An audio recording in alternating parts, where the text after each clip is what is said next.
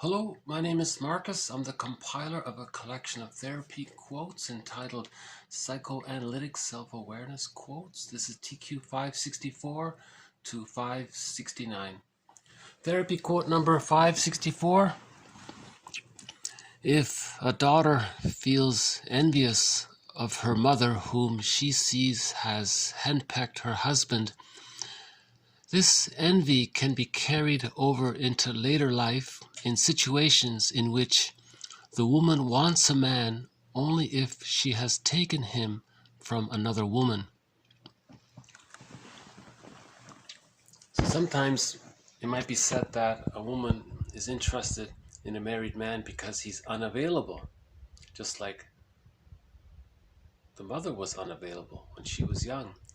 So she's repeating that template. The mother was unavailable, now she's attracted to others who are unavailable.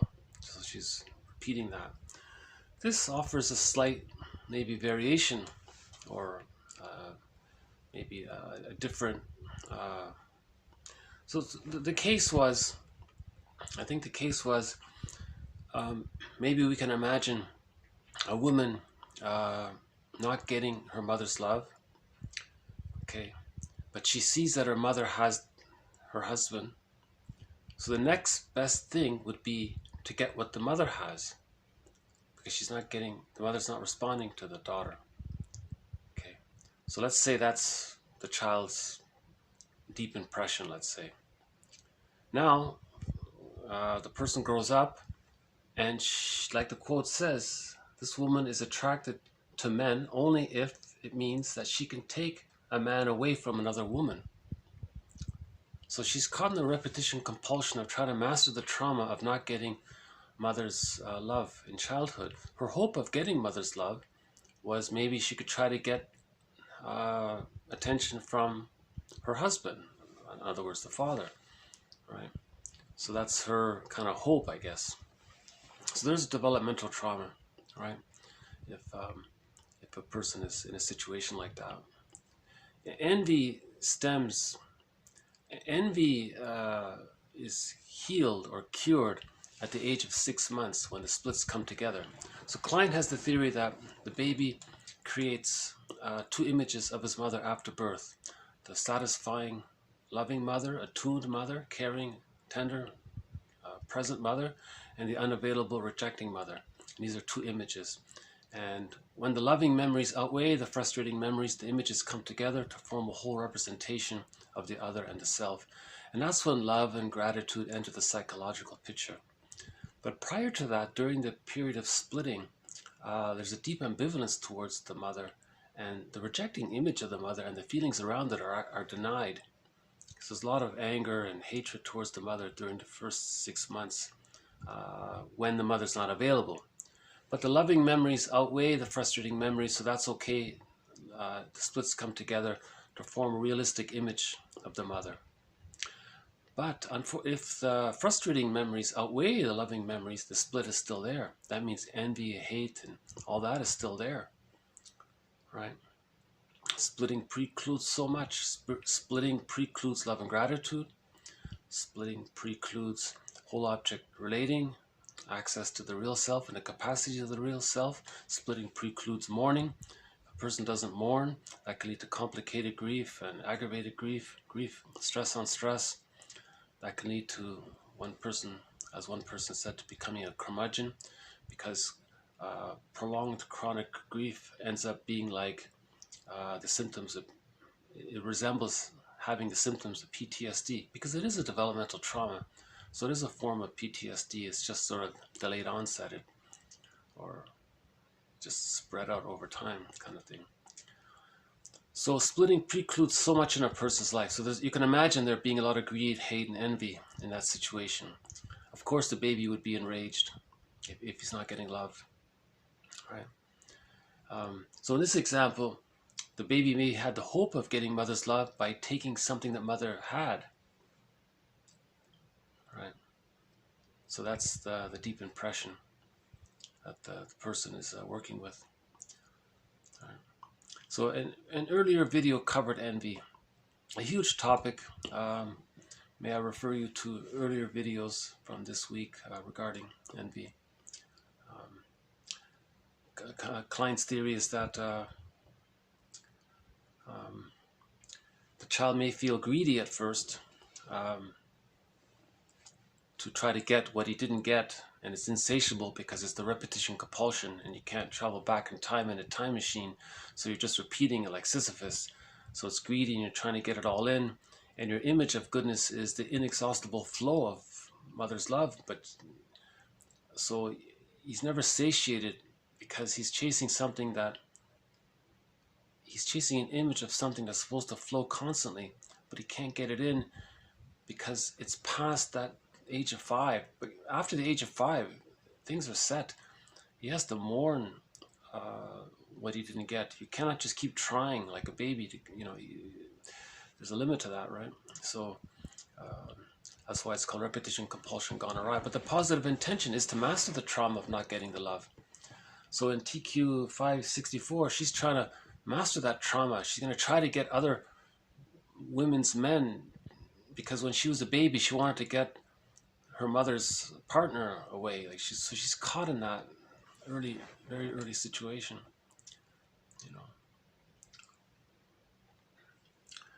So this woman may say her goal is for love, but her goal is it's a defense mechanism of trying to repeat the developmental trauma. As explained in TQ 565, the healthy man strives only for an aim, the neurotic under the disguise of an aim for a defense mechanism.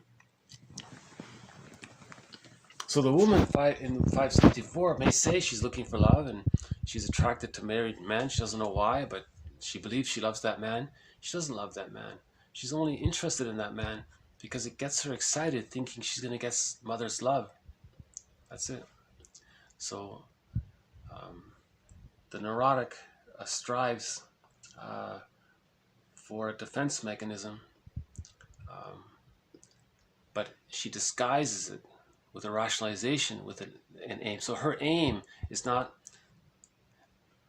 It's to repeat the defense mechanism of trying to master the developmental trauma. Okay, the neurotic pattern and all that. But she may think that's her aim. That's her goal. Well, that's an unhealthy goal. Bergler is saying a healthy goal is when a baby has a secure attachment style, the splits come together. At the age of 6 months, love and gratitude enter the psychological picture. At 6 months, the image of the self is differentiated from the image of the other. Okay, and then that's the stage of differentiation. Then the child practices with his toys, getting to know himself. He enters the rapprochement subphase where he can explore his environment, return to mother for emotional refueling, back and forth. By the age of 3, the child can internalize all of these memories, and that becomes a holding interject, part of his psychic structure. That's an internal support system that stays with him. It's part of his structure. With that, the child's life force can connect to the image of himself. With that, he has access to the real self, the part of him with all of these abilities and capacities. And then he sets goals from his real self, expressing his unique individual wishes. Okay, and that's a healthy goal, from expressing his real interests and his unique personality and the gifts he was given and so on, whatever they were. But when there's a developmental trauma, the person is just repeating that trauma. Okay, so his goals are just to repeat that. Right? It's not a real goal. He's just caught in the repetition compulsion gone awry. He may say it's a goal, but it's really no. Anyways, so a person might go to a therapist, and the therapist might say, what you're doing, there's some unconscious benefit to what you're doing. In TQ 566, the therapist says, your unconscious wants you to continue enjoying your dysfunctional pattern. Whoa, why would it do that? Bergler says, because the baby's wish for love is pleasurable. So life force is object seeking. So there's the pleasure. The baby wanted to get love and search for love and find mother's love. So there's the pleasurable life force. The mother rejected it. So now the life force got mixed in with the rejection of the mother. Bergler's calling that the pleasure in displeasure principle, right? So in other words, to find the pleasure, he has to get the no unconsciously. His only access to the pleasurable life force of looking for love is when the person got the no. So the person's going to provoke rejection all of his life because unconsciously he's reminded of his attempt to get love. Very dysfunctional, very painful, full of psychic pain. Bergler calls this this pleasure in displeasure principle as one component of his broader theory called psychic masochism. That's a theory covered in previous videos. So this TQ 566 comes from a movie. I'll just play the quote briefly. The movie's called Spellbound, 1945. Okay, hold on a sec. So there's the therapist. You will. I think this whole thing is ridiculous. What whole thing, Mary? Psychoanalysis. It blows the pants off me. Lying on the couch like some dreary nitwit telling all. You don't really expect to get anywhere listening to me babble about my idiotic childhood. Really? My patients invariably regard me as a wretched nuisance during our first talks. I see. It's my subconscious putting up a fight. It doesn't want me cured. Exactly. It wants to continue enjoying your disease. Our job is to make you understand why. When you know why you're doing something that's bad for you, and when you first start doing it, well, then you can begin curing yourself. That actress is quite dramatic in that episode. She was only a supporting. This was just a minor scene in the movie, but she was very dramatic. You know, she really was expressing her envy towards. The movie Spellbound includes some little crumbs of psychoanalysis throughout the movie. The movie's not really like a therapy movie overall. It just includes some of the ideas of it. The movie's just another typical detective story or mystery and all that. But they included these ideas to maybe to make the movie interesting or add some authority to the movie or something like that. But that's okay because it offers some good ideas, you know. So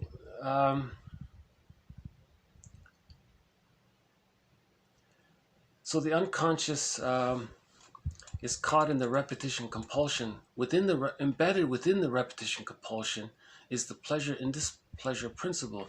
The baby needing love, but it got mixed in with the rejection of the mother. Now the person is repeating that little sequence, you know. So in TQ 564, the woman is still trying to get mother's love by stealing other women's men, thinking that as a baby she wanted to get what she thought would have been an aspect of mother's love, to get what she had, that kind of thing. So this whole issue of greed and envy was covered in a previous video.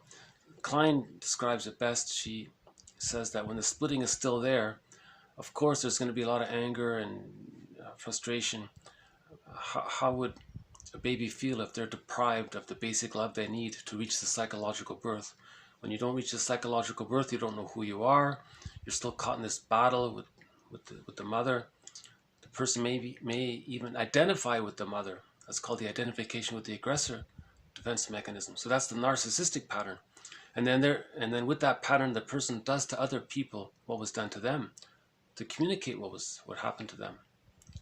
Because a person with a narcissistic pattern, their life force is strongly attached to the rejecting image of the mother. And then they identify with the mother to get access to the life force. But it's such a... so there's a lot of hate and anger and greed and envy and schadenfreude. All of that's from this pain of not getting mother's love in the beginning, you know. So it's very important for the loving memories to outweigh the frustrating memories, especially for that first 6 months because at least at the end of the 6 months, the image of the self can separate from the image of the other as differentiation. Then basic love and gratitude can enter the picture. See, then after that, at worst, the person is codependent or neurotic, you know, or so on. But prior to that, right, that's the narcissistic pattern, the hostile provocative pattern, and so on. All the greed and envy is there, and then all the negative philosophies that express the frozen affect, as mentioned in the last video. You know,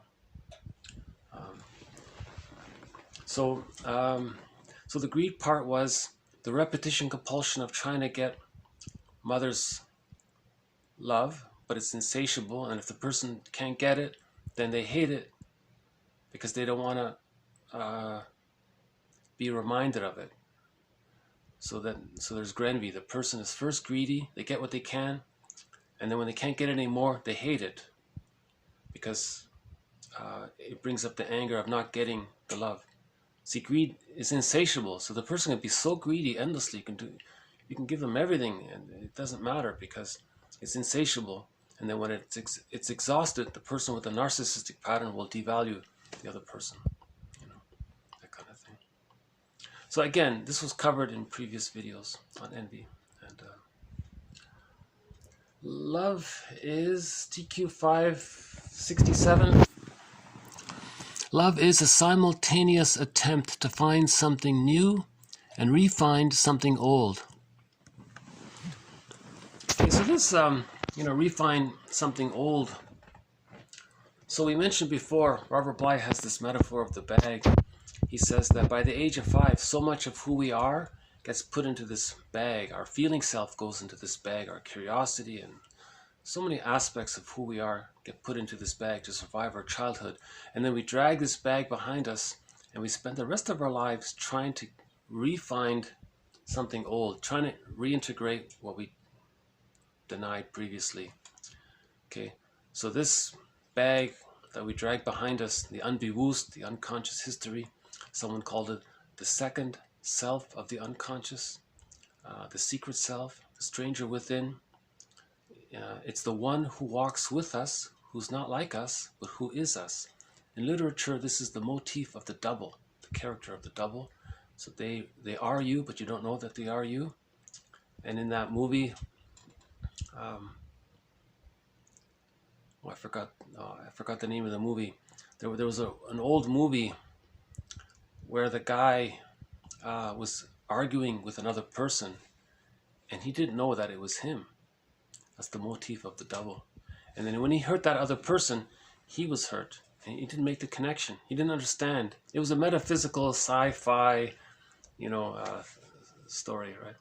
And but it was meant to talk about the motif of the double, right? Someone called it the shadow soul as well. I think we have a visitor here. Hold on.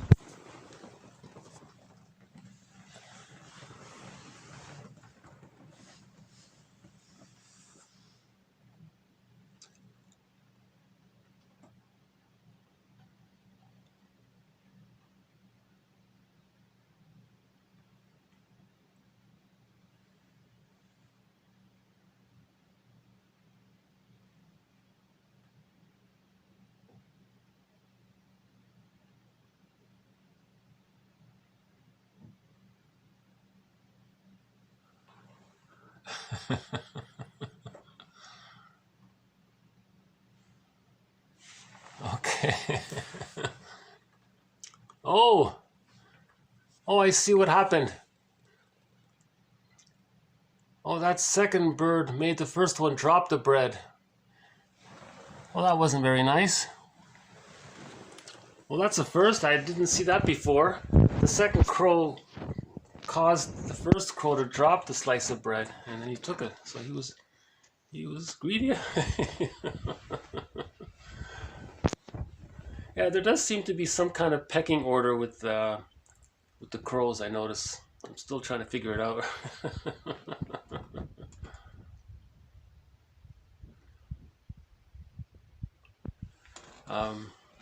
But they all get along. The crows and the blue jays, they're all. It's friendly. It's friendly, I think.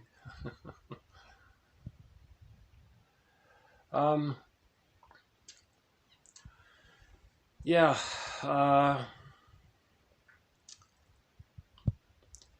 Yeah, so we had earlier this week, we did some videos on greed, envy, and I'll just refer you to them. Maybe we'll get another look at one of the birds here.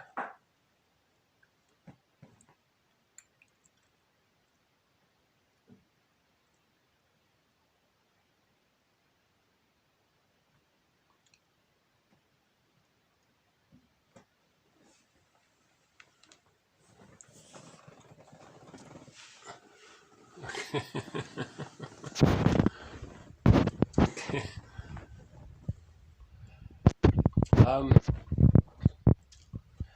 Why don't we just move on? TQ 568. There is no justification or even any meaning in a person scolding himself for his resistances. He is not to blame for the development of the forces behind them, and besides, they have given him a means of dealing with life when all other means have failed. So this is a loving, compassionate, felt perspective from Karen Horney. Karen Horney offers the most love and compassion throughout the whole issue of healing from the psychoanalytic point of view. She's always saying things like this, you know, to have this compassionate perspective. She's really the only one that does it. You know? Everyone else is very analytical and trying to figure it out. But she's saying, look, there's no justification or any meaning in blaming yourself for your neurotic pattern. You're not to blame for the development of how the psyche responded to being misattuned and all that, unseen, and you know, the mother may have been caught in her existential dilemma as well. So it's no one's fault here. And, you know, give some credit to your psychic, to what the psyche did. It did manage to survive childhood. But now as an adult, each person is responsible for healing their past, for healing their unconscious, right? Because so much of who we are got put into this bag, so only we can sort of get it back out. Unhappiness is a malady of the personal synthesis, so we're trying to get the unconscious. Our feeling self is in the bag, right? So we're trying to get our feeling self back out into the bag. We do it by healing the splits, and we do that by facing the ambivalence towards the mother. So we do that because we first have to consider the possibility that as a baby, the person was misattuned, okay? And we go from there. And then you have to bring up the reality of the mother as being loving and frustrating, not goddess, and that's it, right? And everyone else is a demon, and mother was a goddess. That's the splitting defense mechanism, which causes the problem. That's blocking the healing, right? So the healing journey is to heal the splits, to bring it together. When the splits come together, love and gratitude enter the psychological picture, right? Okay, we'll just do one more here. 569. We may have an unconscious attachment to a dysfunctional pattern. Although we want to heal, there is still considerable resistance. The psyche, with its incredible power of adaptation, is capable of exploiting the disturbance, even rearranging it so as to render it indispensable. Faced with this, the analyst must always ask what advantages the client might be deriving from it. This might be the idea of defense mechanisms on top of other defense mechanisms. Okay, because the trauma is so great, the person has to layer all these defense mechanisms and create rationalizations for why they're using these defense mechanisms to make it sound that it's acceptable that he's doing it. If the person is filled with the narcissistic pattern, greed, envy, hate, and all that, they're going to have to create rationalizations and philosophies that justify that it's okay to be greedy and hatey and so on. You know, so the psyche is very resourceful that way. You know, so the positive intention is we're either learning and healing, or we're defending and protecting ourselves because we can't face the unconscious ambivalence towards the mother. We're not ready to face the pain that the mother gave the baby, unintentionally, of course. I don't think any mother consciously treats the baby badly. Maybe some do, unfortunately, but by and large, for the most part, they don't. They're caught. In the last video, we had anniversary reactions, where the baby triggers the parents' feelings of when they were a baby, and then the repetition compulsion and intergenerational trauma occurs from that. So the repetition compulsion going awry, that's by and large unconscious. The person doesn't realize he's repeating the same pattern over and over again. TQ 561, the woman is only interested in married men. And she never even likes the men. She doesn't even care about the men, but she somehow finds herself interested or attracted only in married men. You see, so she's not aware of it. You know, let's say that woman doesn't heal. She's not going to be able to offer a secure attachment style to her children. You know, so there's intergenerational trauma. So the moral revolution is for each person to identify what's on that record player. What's the developmental trauma? What's the insecure attachment style? What are they repeating? Okay, to then realize that's a developmental trauma which stems from the frustrating memories of the mother were greater than the loving memories of the mother, thereby causing the splits to be there. When the splits are there, that precludes love and gratitude, that precludes mourning, psychological birth, access to the real self, and so on. Hold on, I got one more little visitor here.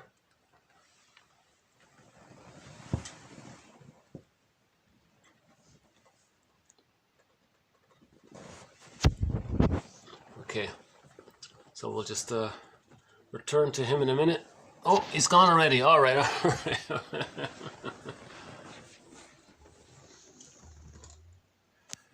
right. So Karen Horney, 568, offers us compassion. No one's to blame. There's no blaming here. I haven't read anybody blame the mother. It doesn't exist. It's a projection. It doesn't exist, right?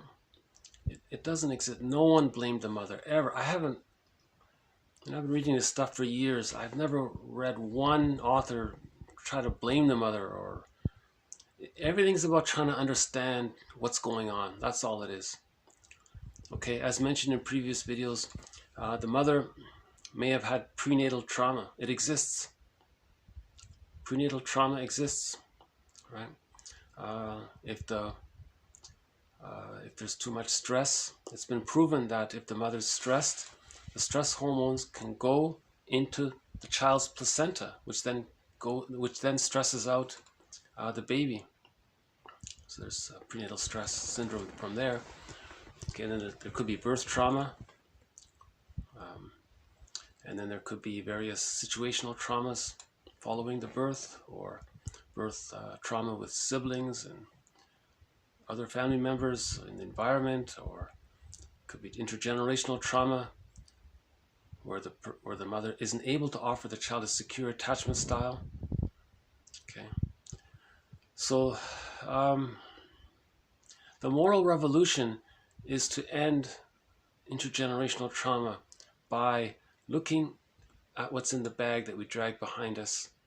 Okay, understanding the defense mechanism of splitting, understanding the defense mechanisms that are used to preserve the splits.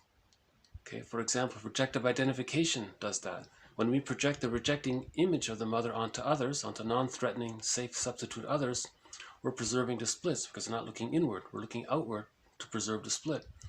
And then you blame the other person, what you're doing is you're preserving the split. Okay, so we have to heal the splits. So this is an inside work to heal the splits. So we have to face the ambivalence towards the mother. Mother's Day should be called Seeing Both Sides of Mother's Day, or the day where we see both sides of our mothers, or something, whatever. You know, so we need a balance there, not just this constant worship, idealization of the mother, the world's greatest mother. Yes, that's to a degree, but that's often a sign of splitting, all right? And then the person projects the rejecting image of the refusing mother onto others, and doesn't care about others, because in the psyche, you see, when the splits come together, you feel guilty if you hurt someone, right? That's natural to have that kind of feeling, right? But if the psychic representation of the mother is split into good God or bad God, then you're unconsciously seeing, you're not seeing. Solani explains it. I'll leave it for the Solani video we did in maybe about a month ago. We did a video about this. Solani. His book is called Fairbairn's Object Relations Theory. It's a very good book, yeah. So, yeah. So, even if we interview the mother, she'll be in denial, or the father will be in, they don't know. You get what information you can, and you realize that they're in deep denial. They couldn't face their unconscious ambivalence, assuming this is a dysfunctional family, right? And then the person can, that helps towards forgiving the other.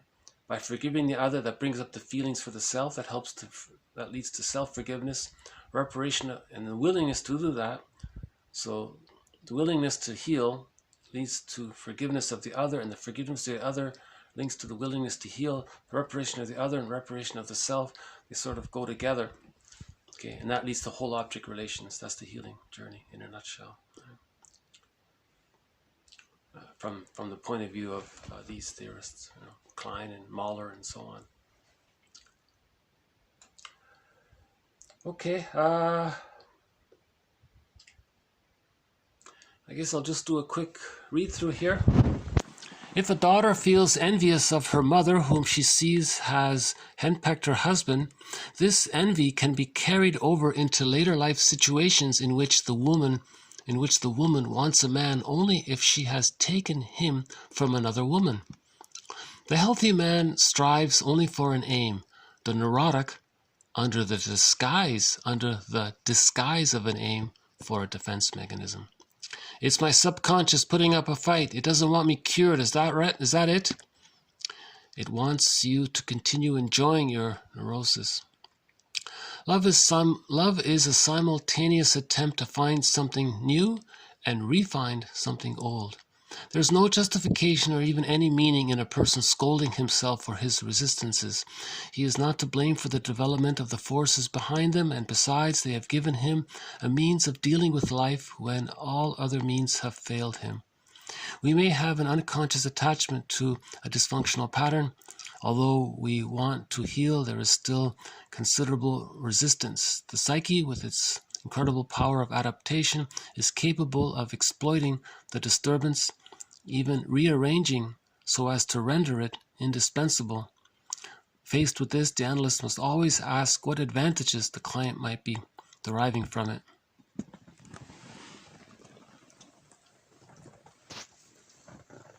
Yeah, that's why Bergler says you have to face this pleasure and displeasure principle, because if the person is,